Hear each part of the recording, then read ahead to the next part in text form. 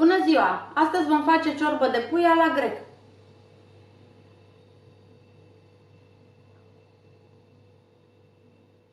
Pentru această rețetă avem nevoie de 1 kg 200 de carne de pui cu os, 2 cepe medii tocate fin, 400 de grame de smântână cu 20% grăsime, 2 morcovi tocați în cubulețe, o bucată mică de țelină tăiată în cubulețe, o bucată de păstârnac tăiat în cubulețe, un ardei capia tăiat în cubulețe, un ardei gras galben tocat în cubulețe, 4 gălbenușuri, 50 de ml de zeamă de lămâie, 50 de grame de orez, o legătură cu pătrunjel tocat fin, 2 foi de dafin, sare și piper. Punem carnea la fiert în 3 litri cu apă.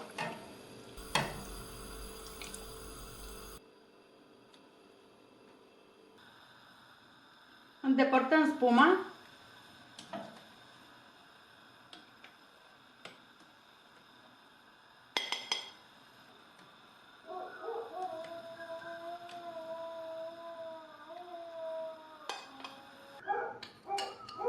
Adăugăm o lingură cu sare, foile de dafin, acoperim și lăsăm să fiarbă la foc mic până ce carnea este bine fiartă. După 40 de minute carnea s-a fiert, o scoatem din supă, asta pentru a o dezosa. O dezosești și o tai cu bulețe. După aceea o să o punem înapoi.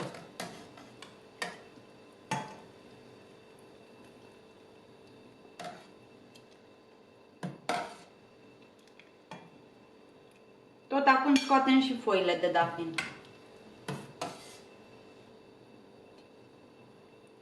Acum punem legumele. Ceapa, morcovul, ardeiul,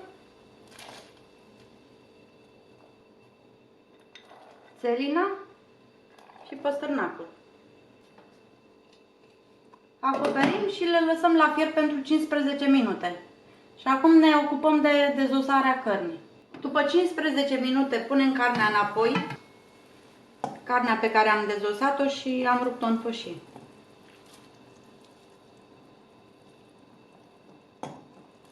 Acoperim și mai lăsăm pentru 10 minute la fiert. Tot acum punem și orezul.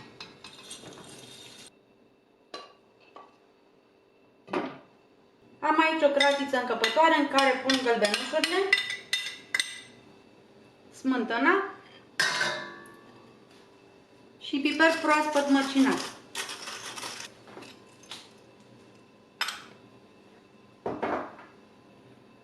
Amestecăm bine cu un tel.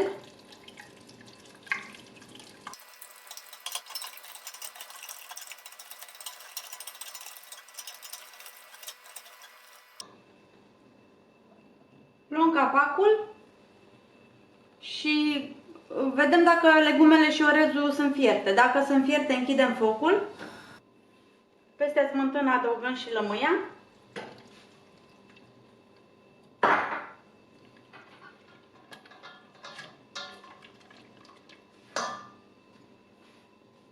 Și adăugăm câte un polonic din supă peste smântână.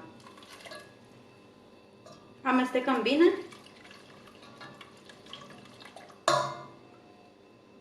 Și adăugăm în continuare supă, tot așa amestecând bine. Punem cam 10 polonice din supă. Facem lucrul acesta pentru ca smântâna și ouăle să nu se taie. Temperăm lichidul.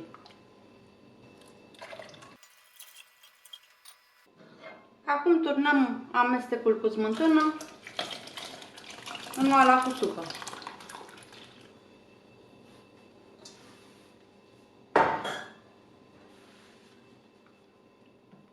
Amestecăm bine. Potrivim gustul de sare. Și deschidem din nou focul. Aducem ciorba la punctul de fierbere, amestecând în continuu.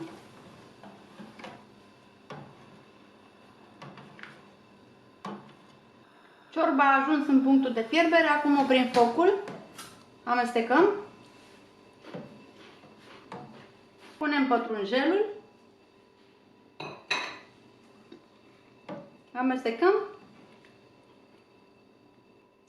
și acoperim. Lăsăm ciorba să se răcorească, apoi putem servi.